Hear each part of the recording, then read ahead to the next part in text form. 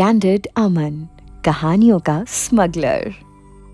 उस अनजान लड़की की सुधर चुकी कंडीशन ना जाने किस पहर बिगड़ी और अशमायु के पास आया सैम का कॉल, जिसने दी अशमायु को बुरी खबर। उस लड़की की मौत की खबर सुनकर अशमायु जा चुका है शौक में। अपने सर पर एक मौत का बोझ लिए अशमायु ने खुद किया उस लड़की का अंतिम संस्कार। जब घर आने के बाद आया अशमायु के सामने एक चौंकाने वाला सच। तो आखिर क्या है सच? आइए सुनते हैं कहानी के इस भाग में। इतना सब कुछ संचिता के सामने आने के बाद अशमायु को संचिता को कुछ ना कुछ बताना ही था। संचिता को सच बताने का रिस्क अशमायु नहीं ले सकता था, लेकिन इस वक्त सामने खड़ी सिचुएशन को एक्सप्लेन करना भी उसके लिए जरूरी था, क्योंकि उसका कुछ ना बोलना उसके ऊपर ही सवाल खड़े कर रहा था। अशमायु ने संचिता को सिचुएशन एक्सप्लेन करते हुए कहा, कल रात जब मैं क्लब से निकल रहा था तो रास्ते में मुझे रोड साइड पर एक लड़की घायल हालत में मिली, तो बस उसी को उठाकर हॉस्पिटल छोड़कर आया था। उसी का खून लगा था उस शर्ट पर। और कोई सवाल है तुम्हारे दिमाग में इसके अलावा? संचिता ने अशमायु से शक भरे लहजे में कहा, हाँ, अगर ऐसा ही था तो ये शर्ट आप मुझसे छिपा क्यों रहे थे? आपने तो बहुत अच्छा काम किया है। किसी की जान बचाने का एफर्ट एक नेक काम होता है, इसमें छिपाने वाली कौन सी बात थी? अशमायु ने संचिता से चिढ़ते हुए कहा, इन्हीं सवालों से बचने के लिए मैं ये सब कर रहा था। अभी तुम्हारे सवाल और उसके बाद तुम मेरी शिकायत दादू से करोगी तो दादू के सवाल। And I don't want any hindrance in my life. अब अगर तुम्हें तुम्हारे सवालों के जवाब मिल गए हैं तो क्या मैं सो सकता हूं? ऑलरेडी मैं पूरी रात से जगा हुआ हूं। संचिता ने अशमायु से कहा, आप सो जाइए, बस मुझे इतना बता दीजिए कि अब वो लड़की कैसी है। मुझे उम्मीद है कि वो सही सलामत होगी। अशमायु ने अपने कदम बेड की तरफ बढ़ाए और संचिता को जवाब दिया, ठीक है, वो लड़की अब आज शाम तक उसे होश भी आ जाएगा। संचिता ने अशमायु से आखिरी सवाल किया, क्या आप आज ऑफिस नहीं जाएंगे? अशमायु ने चिढ़ते हुए संचिता को जवाब दिया, आई डोंट थिंक सो कि मुझे तुम्हें जवाब देने की जरूरत है कुछ। मैं तुम्हारा बॉस हूं, तुम नहीं। Now leave and let me sleep. Sanchita मुंह बनाते हुए रेडी होकर नीचे हॉल में जा चुकी थी। संचिता का सामना दादू से हुआ तो संचिता का मन हुआ कि वो अशमायु के इस अच्छे काम के बारे में उन्हें बता दे, लेकिन फिर उसका चेहरा उसकी नजरों के सामने घूम गया, जिसके बाद संचिता की हिम्मत नहीं हुई दादू को कुछ भी बताने की। खामोशी से ब्रेकफास्ट हुआ और जिसके बाद संचिता वहां से ऑफिस के लिए निकल चुकी थी। संचिता ने ऑटो प्रेफर किया, लेकिन दादू ने इंसिस्ट किया कि संचिता कार में ही ऑफिस पहुंचे। ऑफिस पहुंचने के बाद संचिता के दिमाग में एक ही फिक्र छाई हुई थी। उसके ऑफिस में दाखिल होने का सबसे बड़ा रीजन ही उस खास शख्स को ढूंढना था जिसके लिए संचिता ने अशमायु से शादी की थी। इधर दोपहर का समय था जब अशमायु के फोन पर एक कॉल आया। यह कॉल सैम का था। अशमायु ने नींद में ही सैम के कॉल को उठाकर अपने कान पर लगाया ही था कि सामने से सैम की आने वाली आवाज सुनकर अशमायु के हाथ पांव फूल गए। सैम ने घबराते हुए अशमायु को जवाब दिया, अश, यार वो लड़की मर चुकी है जिसका कल रात तेरी गाड़ी से एक्सीडेंट हुआ था। अशमायु फौरन चौंक कर उठकर बैठ गया। क्या? उसे विश्वास नहीं हो रहा था कि उसके हाथों एक इंसान की जान चली गई। अशमायु ने परेशान होते हुए सैम से कहा, बट यार आज सुबह ही तो उसका ऑपरेशन सक्सेसफुली हो गया था ना, बल्कि डॉक्टर ने भी यही बोला था ना कि इंटरनल इंजरी नहीं है। उसके होश आने की पूरी उम्मीद थी यार, फिर ये सब कैसे हो गया? ऐसा मुमकिन नहीं है, तू एक बार फिर से पता कर। सैम ने अशमायु को जवाब दिया, अश, I am going directly to the hospital. अगर कुछ हो सके तो जल्दी वहां पहुंच जा प्लीज। हमें तो उस लड़की का नाम भी मालूम नहीं है यार, कि उसके किसी रिलेटिव को फोन करके हम बता सके। वो होश में आती तो कुछ पता चलता। एनीवे, तू बस जल्दी निकल यार। अशमायु के तो पांव तले जमीन निकल चुकी थी। उसे समझ में नहीं आ रहा था कि आखिर ये सब कैसे हो गया। जब उस लड़की का ऑपरेशन सक्सेसफुल हो चुका था तो फिर उसकी अचानक से मौत कैसे हो गई? इन सभी सवालों से घिरा अशमायु परेशानी से बेचैन हो चुका था। उस लड़की के हुए एक्सीडेंट की झलकियां उसकी नजरों के सामने आ रही थी बार बार। लाख कोशिश करने के बाद भी अशमायु अपने कंधे पर रखे इस बोझ से बरी नहीं हो पा रहा था। अशमायु बेड से उठा और उसने अपने कदम वॉशरूम की तरफ बढ़ा दिए।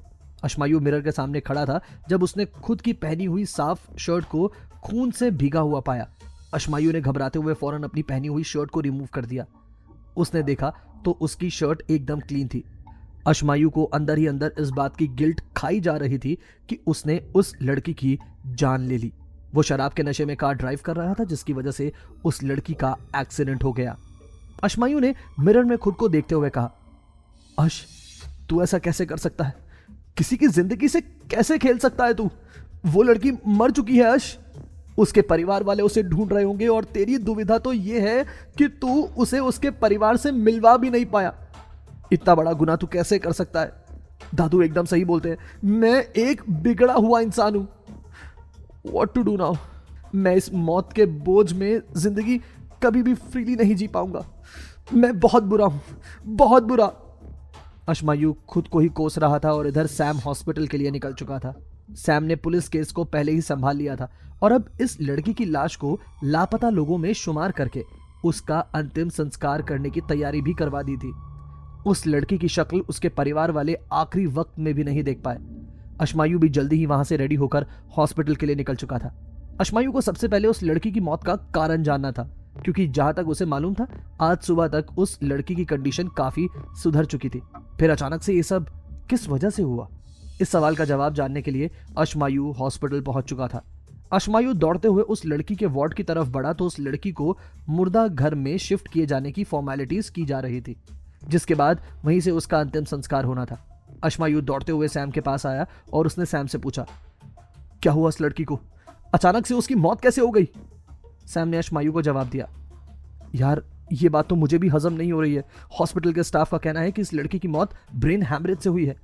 अशमायू ने हैरान होते हुए सैम से कहा, लेकिन आज सुबह ही तो डॉक्टर ने हमें बताया था कि इस लड़की के ब्रेन में कोई इंजरी नहीं है, तो फिर ये सब कैसे हो सकता है? सैम ने अशमायू के कंधे पर हाथ रखते हुए कहा, आई हैव नो आइडिया अश, लेकिन एक बात तो सच है कि इस लड़की की जान गई है। ये सब कोई छोटी मोटी बात नहीं है अश। मैं तुम्हें हमेशा समझाता था कि इन सब चीजों से दूर रहो, खासकर तेरी वो मेघना। उसके प्यार में तू इतना पागल हो चुका है कि तुझे एहसास भी नहीं हुआ कि तेरे हाथों किसी की जान जा चुकी है। संचिता भाभी मेघना से कई गुना ज्यादा अच्छी हैं। अपनी शादी को एक्सेप्ट कर और इस हादसे को भूलकर आगे बढ़ने की कोशिश कर। अब जो हुआ वो हो चुका है, उसे बदला नहीं जा सकता, लेकिन इस सब से सबक लेकर अब आगे जरूर बढ़ा जा सकता है। अशमायू को इस वक्त सैम की बातें एकदम सही लग रही थी।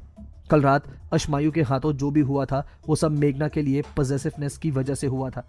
अशमायू ने ओवर ड्रिंक की और उस कार को ड्राइव किया, जिसके नतीजे में उस लड़की की जान जा चुकी है। अशमायू अब वहीं वेटिंग चेयर पर थम से बैठ चुका था। सैम समझ चुका था कि अशमायू इस वक्त गहरे शोक में है।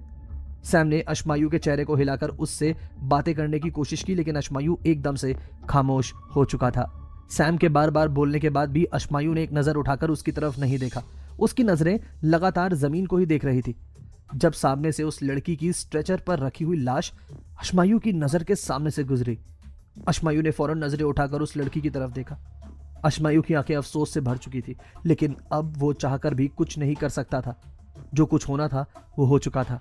अशमायू ने उस लड़की के स्ट्रेचर को बीच में ही रोकते हुए कहा, वेट, इस लड़की का अंतिम संस्कार लावारिस की तरह नहीं होगा।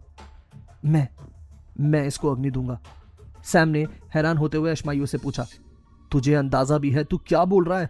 किस रिश्ते से तू उस लड़की को अग्नि देगा? हाँ, जाने दे अश, प्लीज जाने दे, डोंट इंटरप्ट, उन्हें उनका काम करने दे। लेकिन अशमायू अपनी जगह अड़ चुका था। उसने सैम को जवाब दिया, मैं इस लड़की को बहन के तौर पर अग्नि दूंगा। ये लावारिस नहीं है। सगे रिश्ते में तो ना सही, लेकिन एक मुंह बोले रिश्ते के लिहाज से मैं अपनी बहन के तौर पर इसका अंतिम संस्कार कर सकता हूं। अशमायू की इन बातों को सुनने के बाद तो सैम को उसका साथ देना ही था। सैम ने आगे बढ़ते हुए अशमायू के कंधे पर हाथ रखा। दुख और पछतावा अशमायू की नजरों में साफ नजर आ रहा था। शाम का समय होने से पहले ही उस लड़की का अंतिम संस्कार करने की तैयारियां हो चुकी थी। अशमायू ने उस लड़की को अंतिम विदाई दी, जिसके साथ ही अशमायू ने डिसाइड कर लिया कि अब वो अपने अंदर बदलाव लाने की पूरी कोशिश करेगा। अशमायू अपने दोस्त सैम के अलावा बाकी सबसे दूरी बनाने की ठान चुका था। अशमायू बोझिल आंखों से घर वापस आया तो संचिता उसे घर में ही मौजूद मिली। संचिता ने जब अशमायू के चेहरे की तरफ देखा तो उसे समझने में देर नहीं लगी कि जरूर कोई ना कोई परेशानी की बात है। इस समय दादू भी घर पर नहीं थे।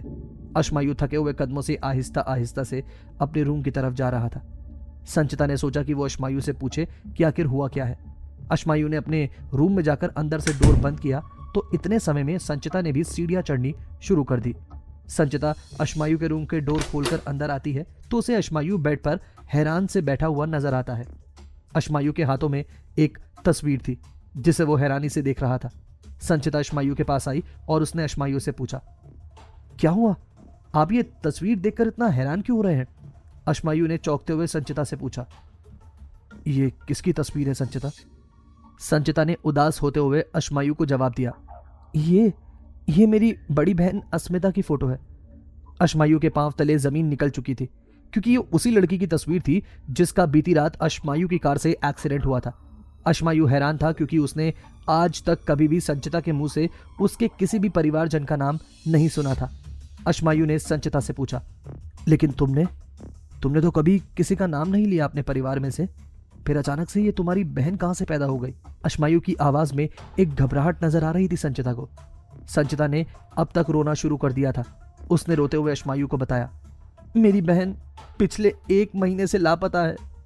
इसके पीछे की पूरी कहानी अभी अश्मायु के लिए जाननी बाकी थी। क्या वाकई ही जिस लड़की की अश्मायु की कार से एक्सीडेंट होने की वजह से मौत हुई थी वो संचिता की बहन थी? आखिर क्या है संचिता की बहन अस्मिता के गायब होने के पीछे का कारण? क्या होगा जब संचिता को पता चलेगा उसकी बहन अस्मिता की मौत के बारे में? जानेंगे कहानी के आगे के सफर में।